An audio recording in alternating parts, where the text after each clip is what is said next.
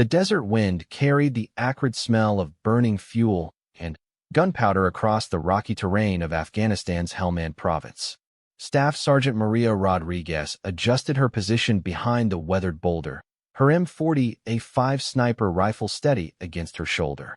Through her scope, she watched the valley below where 430 Marines from the 2nd Battalion had been pinned down for 18 hours. The mission had started as a routine patrol. Intelligence reports suggested Taliban forces had abandoned the village of Karazamusa after coalition airstrikes the previous week. The Marines were supposed to sweep through, establish a temporary checkpoint, and return to base before nightfall. Instead, they walked straight into the largest Taliban ambush in the region's recent history. Maria had been part of the Overwatch team, positioned on the ridgeline 2 kilometers away. Her spotter, Corporal James Mitchell, lay beside her with his rangefinder and radio equipment. They were supposed to provide intelligence and cover fire if needed. Nobody expected what happened next. The first explosions came at 0630 hours. Improvised explosive devices hidden along the main route detonated simultaneously, destroying 2 Humvees and blocking the convoy's escape route. Within seconds, machine gun fire erupted from concealed positions in the surrounding hills. The Marines found themselves trapped in a kill zone with no way out. Overwatch, this is actual, came the desperate voice of Lieutenant Colonel David Harrison over the radio. We're taking heavy fire from multiple positions. Request immediate close air support. Maria watched through her scope as muzzle flashes lit up the hillsides like deadly fireflies. The Taliban had planned this ambush perfectly. They controlled the high ground on 3 sides, leaving only one narrow corridor that led deeper into hostile territory. Negative on air support, came the reply from command. Weather front moving in. All aircraft grounded until further notice. The words hit like a physical blow. Maria could see the dark clouds gathering on the horizon, promising the kind of sandstorm that would ground helicopters and jets for hours, maybe days. The Marines below were running low on ammunition, and several wounded soldiers needed immediate medical evacuation. As morning turned to afternoon, the situation grew more desperate. Taliban reinforcements arrived throughout the day, swelling their numbers to an estimated 800 fighters.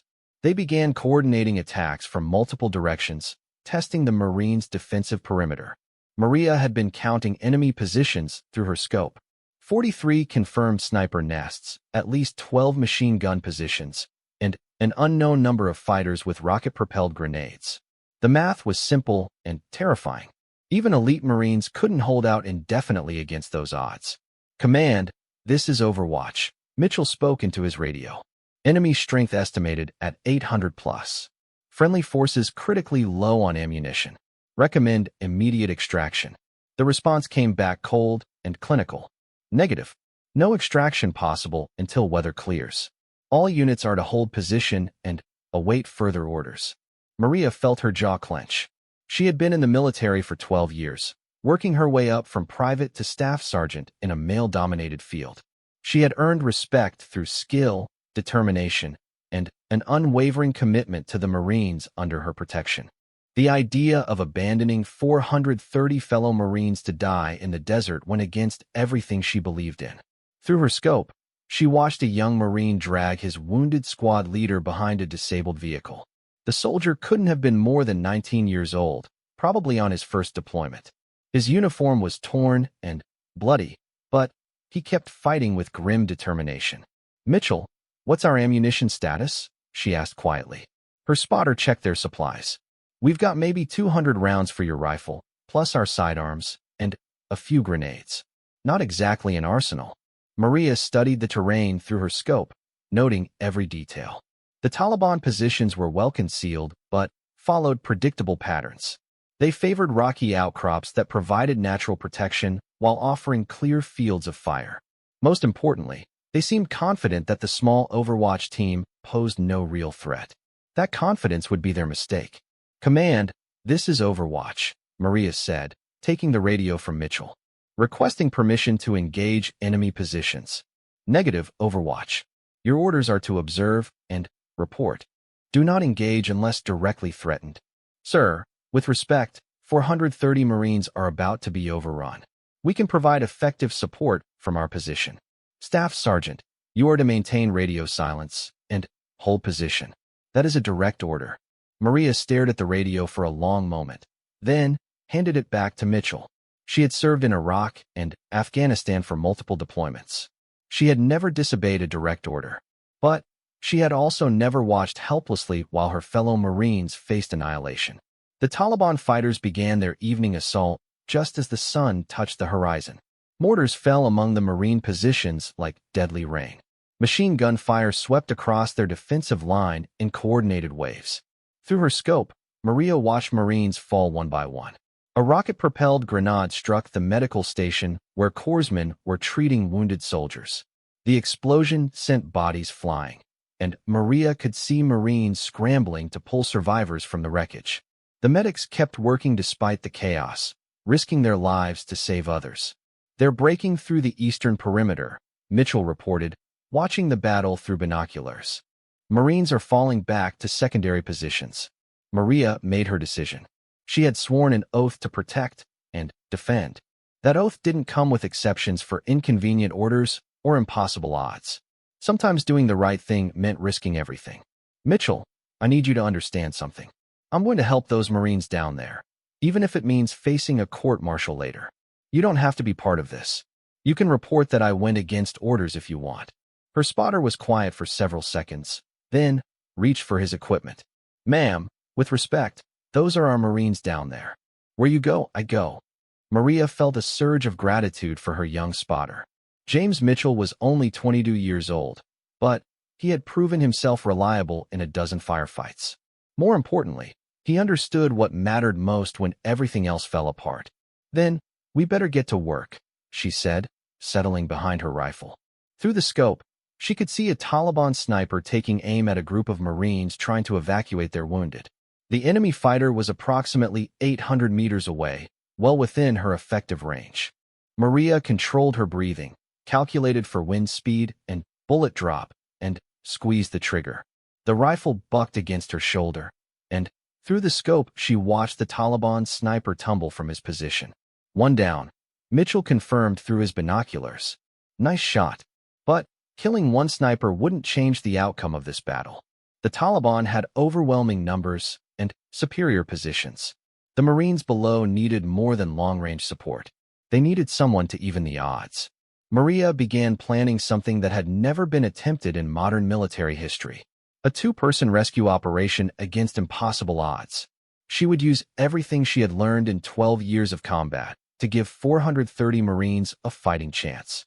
The radio crackled with desperate voices calling for ammunition, medical supplies, and reinforcements that weren't coming. Maria listened to the fear and determination in those voices and made peace with what she was about to do. Tomorrow, she would either be a hero or face charges for the most significant military insubordination in recent history. Tonight, she would save every Marine she could, regardless of the cost to herself. As darkness fell over the Afghan desert, Staff Sergeant Maria Rodriguez prepared to defy orders and attempt the impossible. The lives of 430 Marines hung in the balance, and she was their only hope. The night air in Afghanistan's mountains carried sounds for miles. Maria Rodriguez could hear the wounded Marines calling for their mothers, their wives, their children. Each cry cut through her like a blade. She had made her choice, but executing the plan would require precision, timing, and more luck than any soldier had a right to expect. Mitchell spread a detailed topographical map between them, using a red-filtered flashlight to preserve their night vision. The valley where the Marines were trapped formed a natural amphitheater, with Taliban positions controlling every exit except one narrow pass that led deeper into hostile territory. Here's what we know, Maria whispered, pointing to marked positions on the map. Taliban command post is here, about 1,200 meters northeast. They're coordinating attacks from that position. Take out their communications, and we create confusion. What about the ammunition depot? Mitchell asked, indicating a cluster of buildings where they had observed Taliban fighters resupplying throughout the day. Secondary target. If we can trigger an explosion there, it will draw fighters away from the Marines' position and eliminate their ability to sustain a prolonged assault. Maria studied the terrain between their current position and the Taliban strongholds. The route would take them across open ground where any mistake would mean certain death. But staying in their overwatch position meant watching 430 Marines die slowly over the next few hours. "Command will have our heads for this," Mitchell said quietly. "Command abandoned those Marines first," Maria replied. "Sometimes you have to choose between following orders and doing what's right." She began stripping down her equipment, keeping only what was essential for mobility and firepower. The M40A5 sniper rifle would be too cumbersome for the close-quarters fighting she was planning. Instead, she selected her M4 carbine with a suppressor, extra magazines, and a selection of grenades. "How many Taliban sentries between us and their command post?" she asked. "At least 6 confirmed positions. Probably more we haven't spotted." Maria nodded. 6 sentries meant 6 chances for their mission to fail before it really began. But stealth had always been her specialty. Growing up hunting in rural Texas had taught her to move silently through difficult terrain. Military training had refined those skills into something approaching art.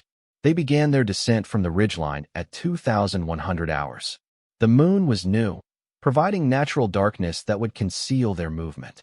Maria led the way, testing each footstep before committing her full weight. The rocky terrain made silent movement challenging, but not impossible. The first Taliban sentry was positioned behind a cluster of boulders overlooking the main approach to their camp. Maria could see the glowing tip of his cigarette long before she could make out his silhouette. Smoking on guard duty was a fatal mistake that revealed his exact position. She approached from his blind spot, moving one careful step at a time. The sentry was young, maybe 17 years old, with an AK-47 across his lap and a radio at his side.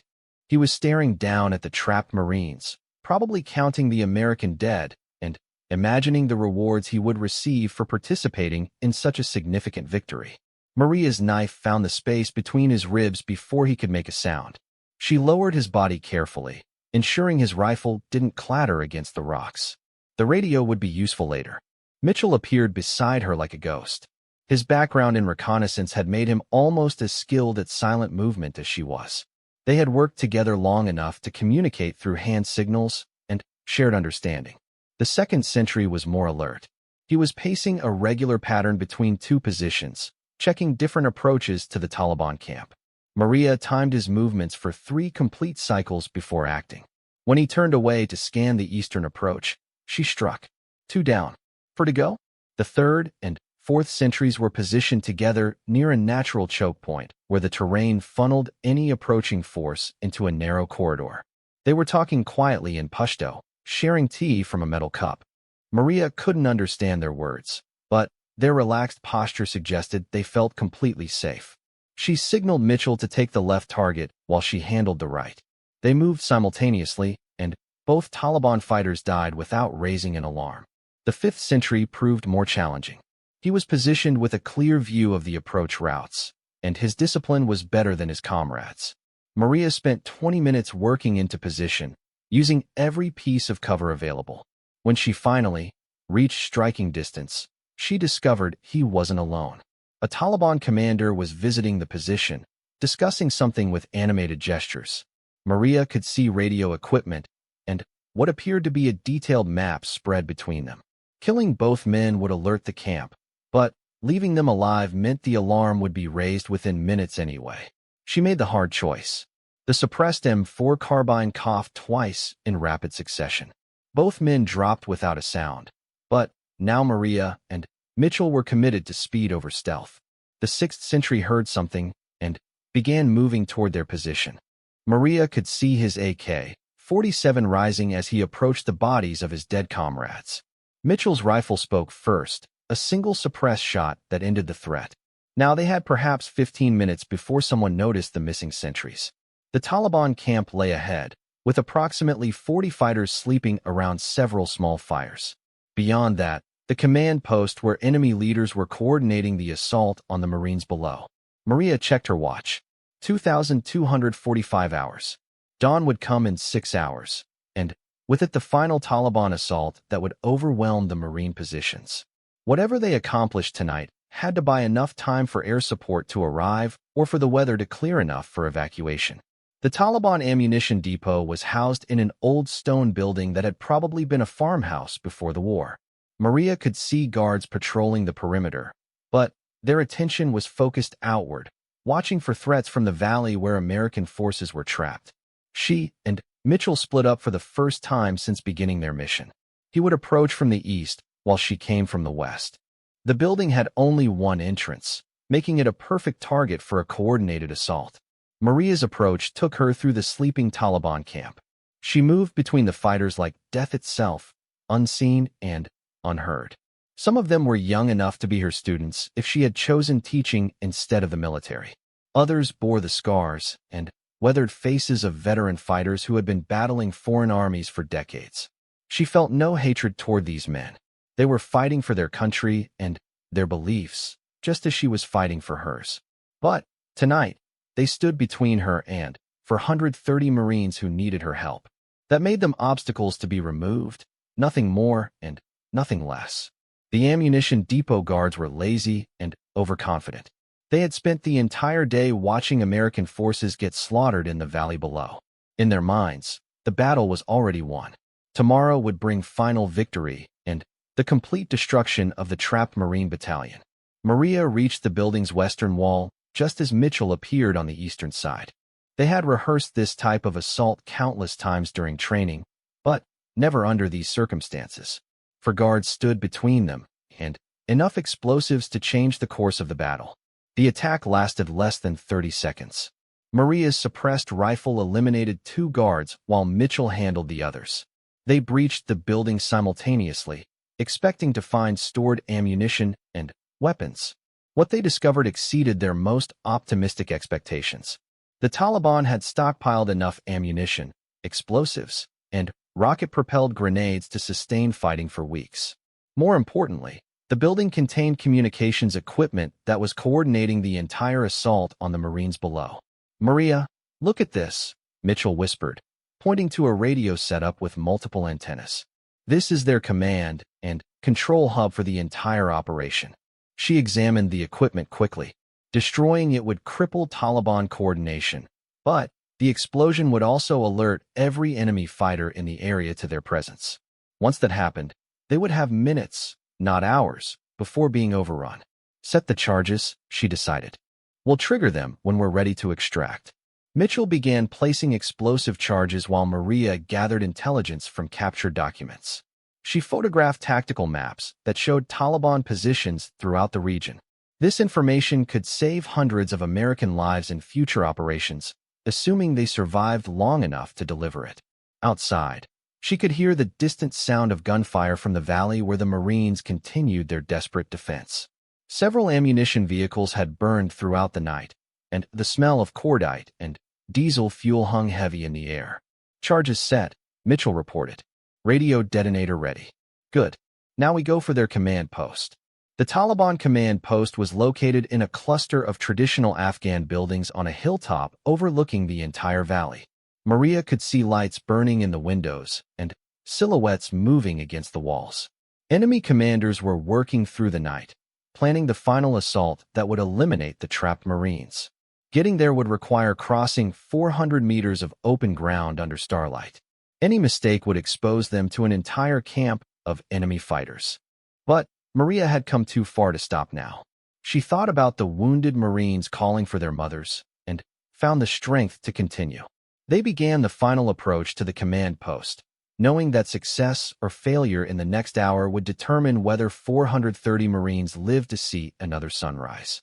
The weight of that responsibility pressed down on Maria's shoulders like a physical burden, but she carried it willingly. Behind them, the ammunition depot sat ready to explode on command. Ahead, Taliban commanders planned the destruction of an entire Marine battalion. And, in the valley below, American soldiers held their positions with courage born of desperation. Staff Sergeant Maria Rodriguez was about to attempt something that military historians would later call either the most heroic or most reckless action in modern warfare. For her, the distinction didn't matter. All that mattered was bringing her fellow Marines home alive. The Taliban command post buzzed with activity despite the late hour. Through night vision goggles, Maria could see at least 12 fighters moving between 3 buildings. Radio operators maintained constant communication with assault teams throughout the valley. Maps covered with colored pins showed the locations of every Marine unit, along with planned attack routes for the dawn offensive. Maria and Mitchell had reached the perimeter after a harrowing crawl across open ground. They now lay concealed behind a low stone wall, studying their target and planning their assault. The main building housed the senior commanders, while the smaller structures contained communications equipment and weapons storage. Command structure looks like this, Maria whispered, sketching in the dirt with her finger. Main building has the decision makers. Take that out, and we decapitate their entire operation. Guards, Mitchell asked, scanning the area through his own night vision. 6 roving patrols, plus sentries at each entrance. Figure 20 fighters total, all within shouting distance of each other. The mathematics of their situation were stark. 2 Marines against 20 Taliban fighters, with no backup and no escape route if things went wrong. Military doctrine said the mission was suicide. Maria's gut told her it was their only chance to save 430 lives. She checked her equipment one final time. For fragmentation grenades, 6 magazines for her M4 carbine, sidearm with 3 spare clips, and the radio detonator for the ammunition depot. Not much firepower for assaulting a fortified position, but it would have to be enough. When we hit the main building, how long before reinforcements arrive? She asked. From the main camp, maybe 3 minutes. From the forward positions, longer because they'd have to disengage from the Marines first. 3 minutes to neutralize the command structure and get out. Can you live with those odds? Mitchell grinned in the darkness. Ma'am, I've been living with worse odds since we started this mission. They moved to assault positions at 0130 hours. The attack would begin with Maria breaching the main building while Mitchell created a diversion at the communications center. If everything went according to plan, they would eliminate the Taliban leadership and escape before reinforcements could respond. Of course, nothing in combat ever went according to plan. The first indication of trouble came when a Taliban sentry spotted movement near the perimeter wall. The fighter raised his rifle and began shouting in Pashto, alerting the camp to possible infiltration. Maria had perhaps 10 seconds before the entire compound went to high alert. She made an instant decision to abandon stealth in favor of speed and violence.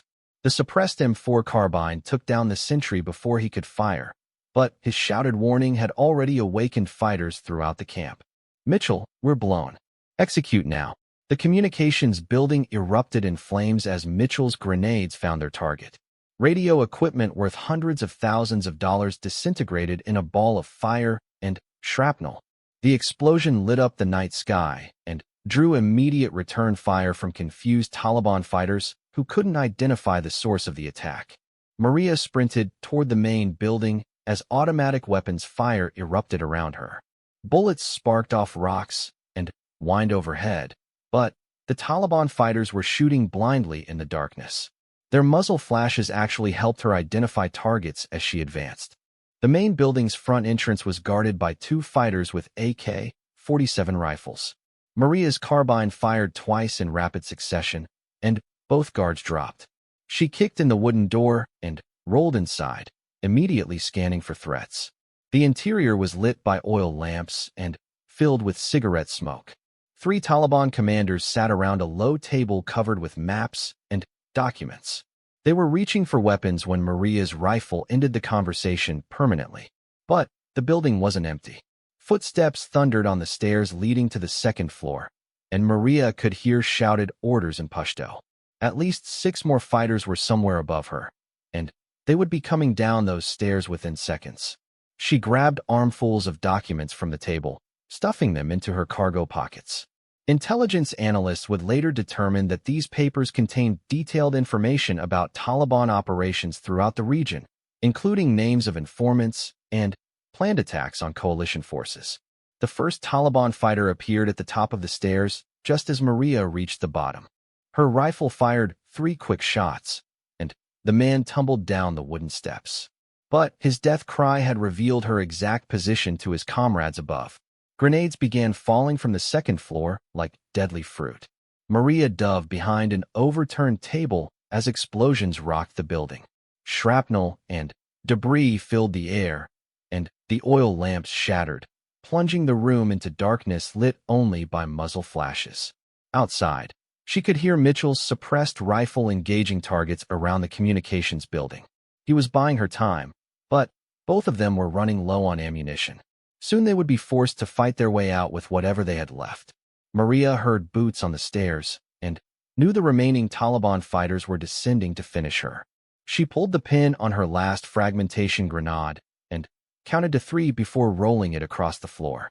The explosion brought down part of the ceiling and silenced the footsteps above. Now she had to reach Mitchell and begin their extraction before Taliban reinforcements arrived from the main camp. Through a shattered window, she could see fighters running toward the command post from multiple directions.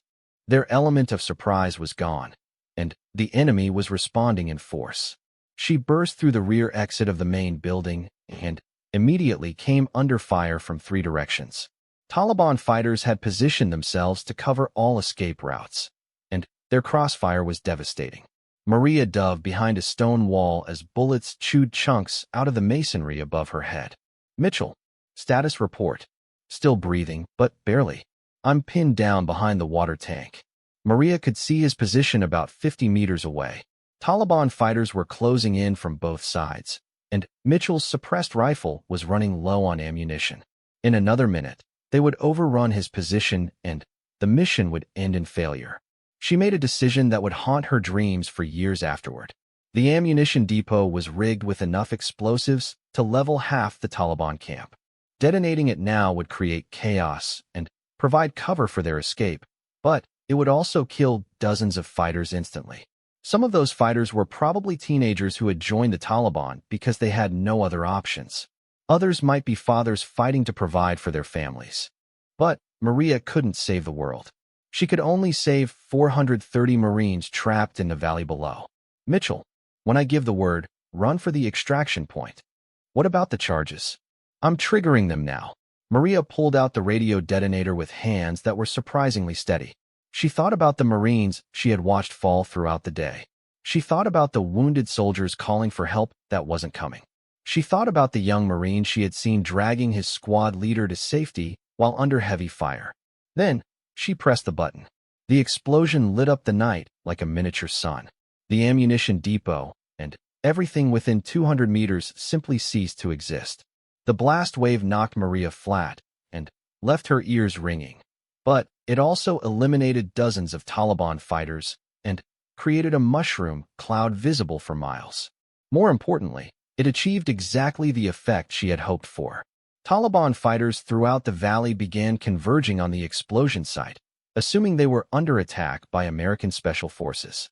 The pressure on the trapped Marine battalion decreased immediately as enemy forces rushed to defend their base camp. Maria struggled to her feet and ran toward Mitchell's last position. She found him unconscious behind the water tank, bleeding from a head wound, but still breathing. A piece of shrapnel from the explosion had grazed his skull, but he would live. She slung him over her shoulders in a fireman's carry and began the long journey back toward friendly lines. Behind them, the Taliban camp burned like a vision of hell. Secondary explosions continued as stored ammunition cooked off in the fires.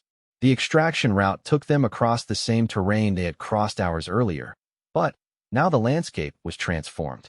Taliban fighters were running in all directions, shouting orders, and trying to organize a response to what they believed was a major American assault.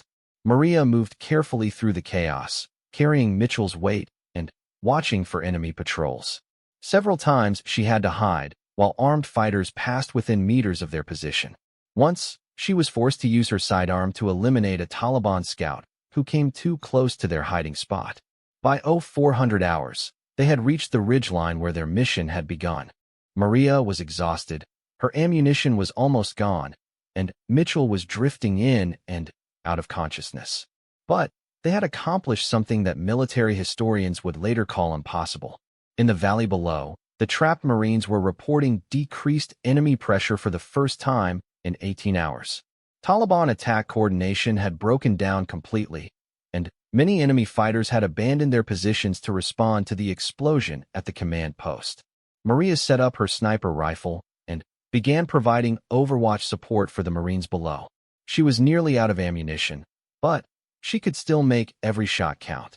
Through her scope, she watched Marine corpsmen moving more freely to treat wounded soldiers. The radio crackled with excited voices as Marines realized their situation had suddenly improved. Enemy fire had decreased dramatically, and several Taliban positions appeared to have been abandoned entirely. "Overwatch, this is actual," came Lieutenant Colonel Harrison's voice. "We're seeing significant reduction in enemy pressure. Can you explain what's happening up there?" Maria keyed the radio with a hand that shook from exhaustion. "Sir, we've disrupted enemy command and control capabilities. Recommend you consolidate your positions and prepare for possible extraction." "Roger that, Overwatch. Outstanding work." Maria looked at the unconscious Mitchell beside her and wondered what would happen when their actions came to light.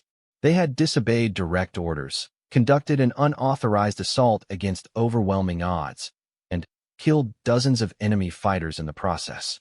But they had also saved 430 Marines who would otherwise have been overrun at dawn. Sometimes the difference between heroism and court-martial depended entirely on the outcome of impossible choices. As the first rays of sunrise touched the Afghan mountains, Staff Sergeant Maria Rodriguez settled behind her rifle to provide covering fire for the Marines below. The hardest part of their mission still lay ahead, but for the first time in 20 hours, those Marines had a fighting chance to survive. Dawn brought more than light to the Afghan valley. As the sun climbed above the eastern ridgeline, the sound of helicopter rotors echoed off the mountainsides. The weather front had moved through during the night, clearing the way for close air support and medical evacuation. Maria Rodriguez watched through her scope as two Apache attack helicopters swept over the Taliban positions, their 30mm cannons tearing apart what remained of the enemy defensive line. Behind them came transport helicopters loaded with reinforcements and medical supplies. In the 18 hours since the ambush began, the tactical situation had completely reversed. The Taliban fighters who had confidently planned to annihilate an entire Marine battalion were now the ones fighting for survival. Maria's unauthorized raid had shattered their command structure and eliminated their ammunition reserves, leaving scattered groups of fighters facing fresh American reinforcements backed by air power. "Overwatch, this is Falcon 1-1, came a new voice over the radio. "We're the Apache flight providing close air support. Can you mark remaining enemy positions?" Maria keyed her radio while adjusting her scope. "Falcon 1-1, this is Overwatch. I'll mark targets with rifle fire. Taliban positions are dug in on hills designated Alpha, Bravo, and Charlie on your tactical display." She began methodically engaging enemy fighters who were still trying to maintain their positions. Each shot from her sniper rifle served as a target marker for the Apache helicopters, whose missiles and cannon fire eliminated threats that had pinned down Marines for nearly a day. Mitchell stirred beside her, consciousness returning slowly as the pain medication from Maria's first aid kit wore off. His head wound had stopped bleeding, but he would need proper medical attention once they returned to base. "Did we make it?" he asked groggily. "We made it. Listen." The sound of American helicopters filled the valley, along with the voices of Marines coordinating their extraction over radio networks that were no longer jammed by Taliban communications equipment. "Maria, what we did last night. We did what Marines do. We improvised, adapted, and overcame. Command is going to want answers about how two people destroyed an entire Taliban stronghold." Maria had been thinking about that same question for hours. Military regulations were clear about following orders, especially during combat operations. She had violated direct commands, conducted an unauthorized assault, and killed enemy fighters without proper clearance. But she had also saved 430 Marines who would otherwise have died in the Afghan desert.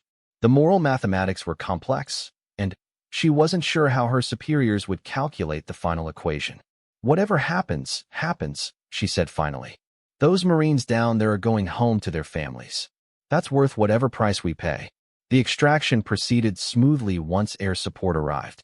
Helicopter gunships provided overwatch while transport aircraft evacuated wounded Marines and resupplied the units that remained in contact with enemy forces. What had been a desperate last stand 12 hours earlier was now a textbook extraction operation. Maria watched through her scope as Marines helped their wounded comrades board medical evacuation helicopters. She recognized the young soldier she had seen dragging his squad leader to safety during the height of the ambush. Both men were alive and would recover from their injuries. Lieutenant Colonel Harrison's voice came over the radio as the last transport helicopters departed the valley. Overwatch, this is actual. All Marines successfully extracted. Prepare for pickup at your location. Roger, actual. Overwatch ready for extraction. But Maria knew the real reckoning would begin once they returned to base. Military investigators would want detailed reports about the night's events. Intelligence officers would analyze the documents she had captured from the Taliban command post. Most importantly, senior commanders would demand explanations for how 2 Marines had accomplished what an entire company couldn't achieve. The helicopter that came for them was a standard transport aircraft, but Maria noticed it carried additional passengers. 2 officers in crisp uniforms sat in the rear compartment, their expressions unreadable behind dark sunglasses. Military police, she realized. Her superiors weren't taking any chances with 2 Marines who had demonstrated such creative interpretations of military discipline. The flight back to base passed in silence. Mitchell dozed against her shoulder, his head wound bandaged with field dressings that would need to be replaced by medical professionals. Maria stared out the window at the Afghan landscape rolling past below, wondering if she would ever see it again from a military aircraft. Forward Operating Base Dwyer was bustling with activity when their helicopter landed. News of the successful Marine extraction had spread throughout the compound, and soldiers lined the landing zone to welcome returning forces. But Maria noticed that military police vehicles were positioned conspicuously near the helicopter pad. Staff Sergeant Rodriguez, Corporal Mitchell, one of the officers said as they disembarked. I'm Colonel James Patterson, base commander. You're to report to my office immediately for debriefing. The walk across the base felt like a perp walk. Soldiers stopped their activities to stare at the 2 Marines who had somehow turned a military disaster into an unlikely victory. Some faces showed admiration, others confusion, and a few displayed the kind of disapproval reserved for subordinates who didn't follow proper channels. Colonel Patterson's office was stark and functional, with American flags, unit citations, and photographs of various military ceremonies covering the walls. The colonel himself was a career infantry officer with combat experience dating back to Iraq, and his reputation for demanding strict adherence to military protocol was well known throughout the command. Sit down, he said without preamble. Before we begin, I want to make something clear. What happened last night was either the most heroic or most insubordinate action I've witnessed in 25 years of military service. The distinction matters greatly for your future careers. Maria sat at attention, her hands folded in her lap. Sir, we understand the gravity of our actions. Do you? Let me explain what you've done. You disobeyed direct orders from superior officers. You conducted an unauthorized military operation against enemy forces. You killed an estimated 40 Taliban fighters without proper clearance. You destroyed enemy equipment worth hundreds of thousands of dollars. You captured classified documents through methods that weren't approved by intelligence officers. The litany of violations was longer than Maria had expected. Each item on the list represented a potential court-martial charge that could end her military career and result in prison time. However, Colonel Patterson continued, you also prevented the complete annihilation of a Marine battalion. You eliminated a significant Taliban command structure. You captured intelligence materials that have already provided actionable information for future operations. You demonstrated courage under fire that exemplifies the highest traditions of the Marine Corps. Maria remained silent, understanding that her response to this moment would influence everything that came after. Sir, she said finally, we did what we believed was necessary to save Marine lives. We understood the risks to our careers and accepted them willingly. And if faced with the same situation again, sir, I would make the same choice again. Colonel Patterson studied her for a long moment, then turned to Mitchell. Corporal, do you share your team leader's assessment of the situation? Sir, yes, sir. We couldn't stand by and watch 430 Marines die because of bureaucratic restrictions. The colonel leaned back in his chair and was quiet for several minutes. Outside the office windows, Maria could hear helicopters taking off and landing as the base continued its round-the-clock operations. "Here's what's going to happen," Patterson said finally. "There will be a formal investigation into last night's events. Military police will interview both of you extensively.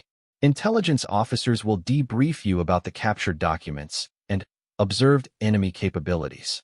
Medical personnel will treat Corporal Mitchell's injuries." Maria braced herself for what she knew was coming next. "During this investigation, you will both be confined to base pending the outcome of the inquiry. You are not under arrest, but you are restricted from leaving the compound without specific authorization." "Sir, we understand. What you may not understand is the political dimension of this situation. The successful extraction of those Marines is already being reported in American news media. Politicians in Washington are calling it a triumph of American military capability. The families of those 430 Marines are celebrating their loved one's safe return." Maria began to see where this was heading. Military justice existed in a complex relationship with public opinion and political considerations. If we court-martial the 2 Marines responsible for saving those lives, it becomes a public relations nightmare for the entire military. If we ignore clear violations of military discipline, it sets a dangerous precedent for future operations. Colonel Patterson stood and walked to the window overlooking the base operations center. "Staff Sergeant Rodriguez, in your 12 years of military service, have you ever before disobeyed a direct order?" "No, sir, never." "Corporal Mitchell, same question." "No, sir. This was the first time."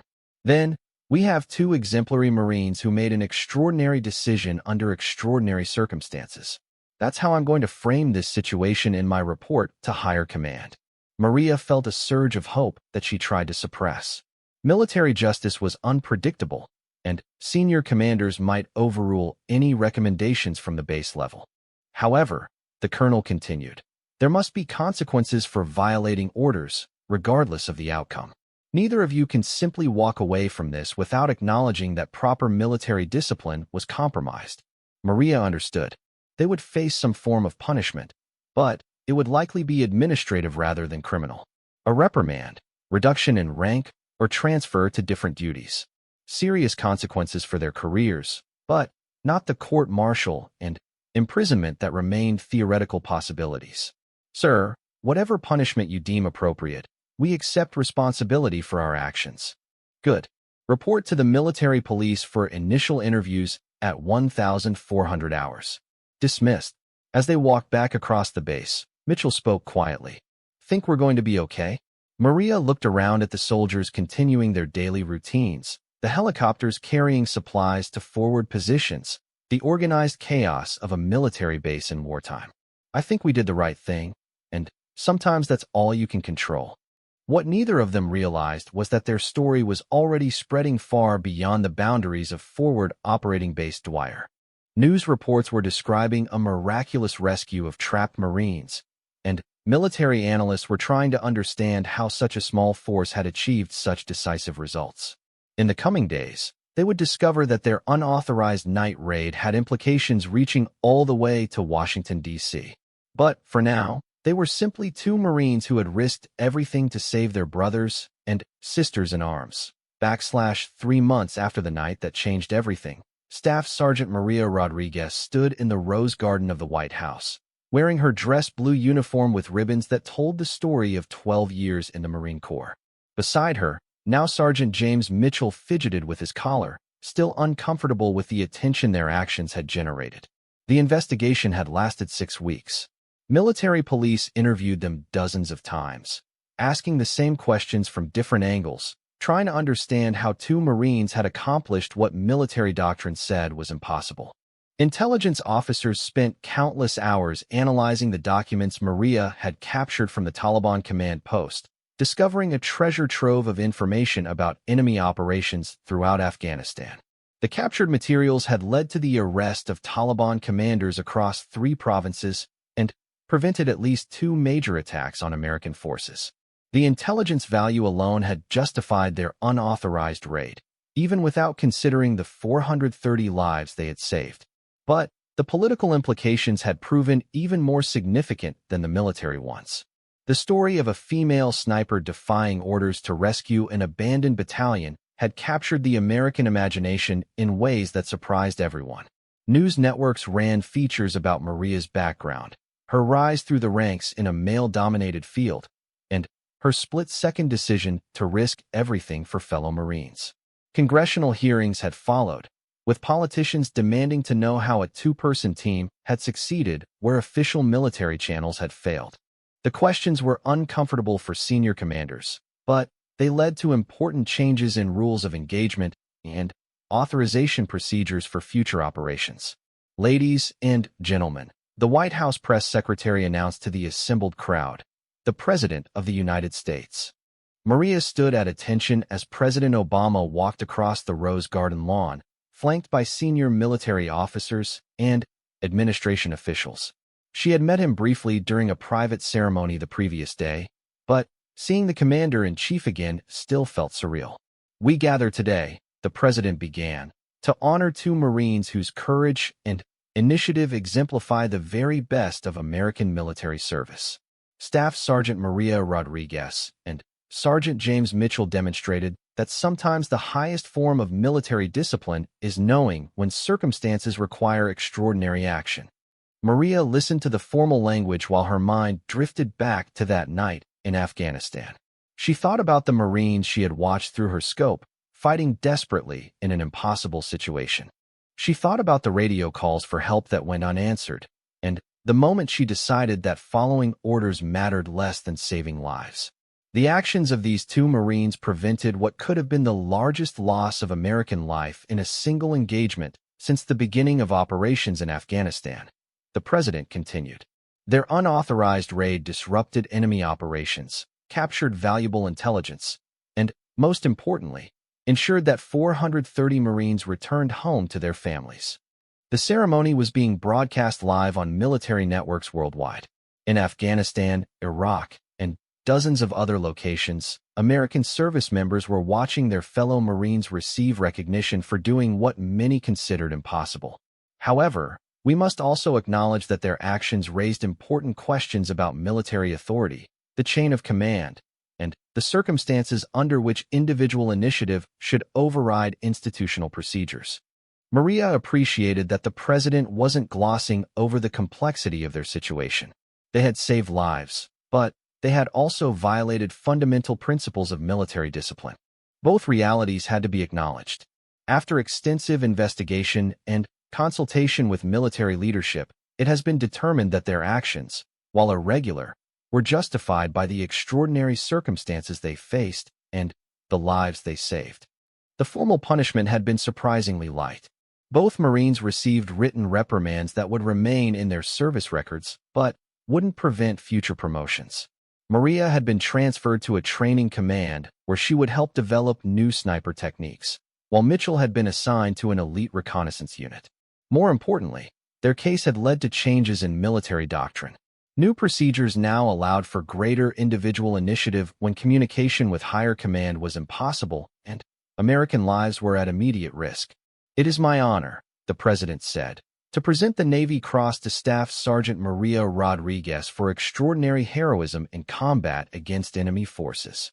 Maria stepped forward as the president pinned the medal to her uniform. The Navy Cross was the second highest decoration for valor in the Navy and Marine Corps, recognizing courage that went far beyond the call of duty. And the Silver Star to Sergeant James Mitchell for conspicuous gallantry and intrepidity in action against enemy forces. Mitchell received his medal with the same quiet dignity he had shown throughout their ordeal. The young Marine had proven himself under impossible circumstances and earned recognition that would follow him throughout his career. After the ceremony, Maria found herself in the White House receiving line, shaking hands with politicians, military officers, and civilian officials who wanted to meet the female sniper who had defied orders to save a Marine battalion. Senator John McCain, himself a veteran and former prisoner of war, spent several minutes talking with her about the evolution of women's roles in combat. "What you did proves that courage and competence matter more than traditional assumptions about gender in warfare," he said. General James Mattis, the Marine Corps commandant, pulled her aside for a private conversation. "Rodriguez, you put us all in a difficult position with your actions.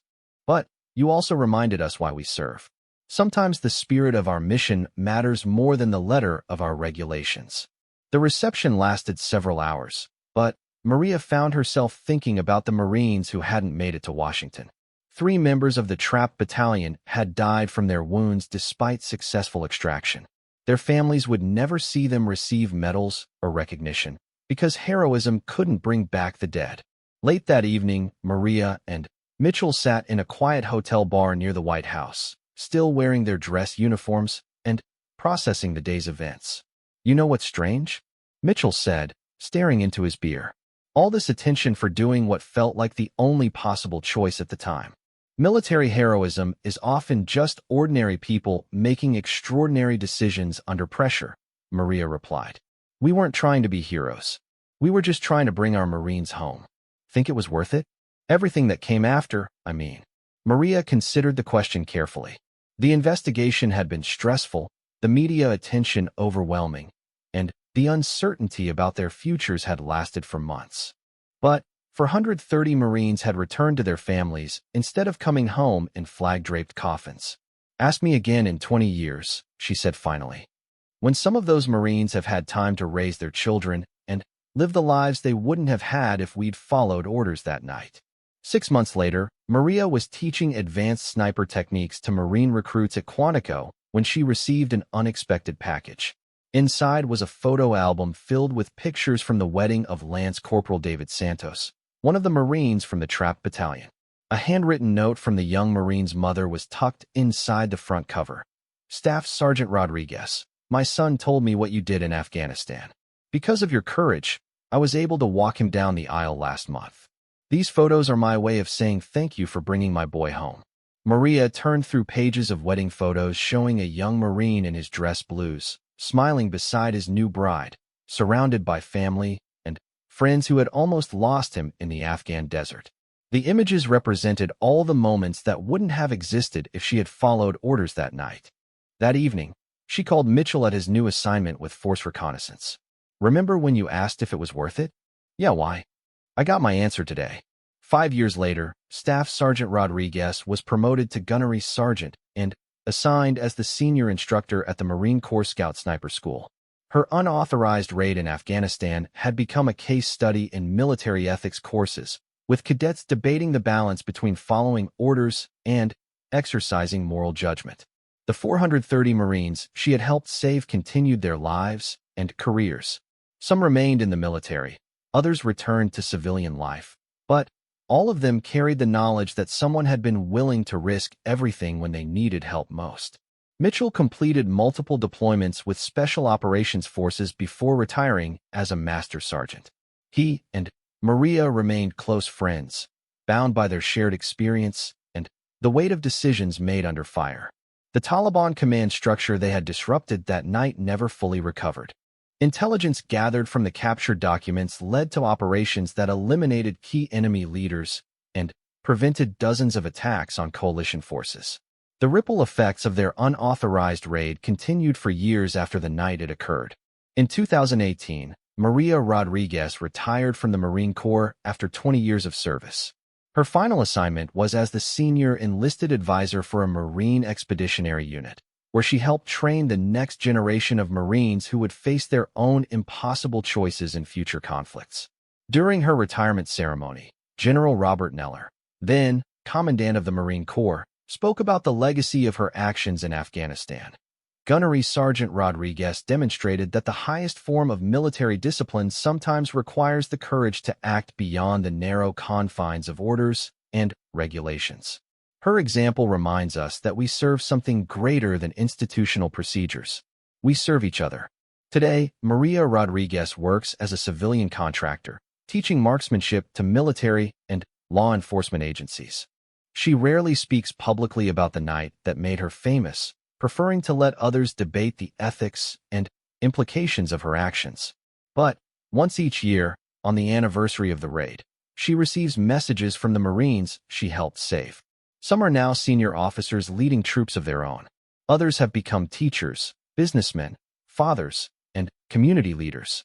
All of them remember the night when a female sniper decided that saving lives mattered more than following orders. Their messages are brief and heartfelt. Thank you for bringing us home. For Maria Rodriguez, those 4 words justify everything that came after. In a career filled with commendations and decorations, they remain the recognition that matters most.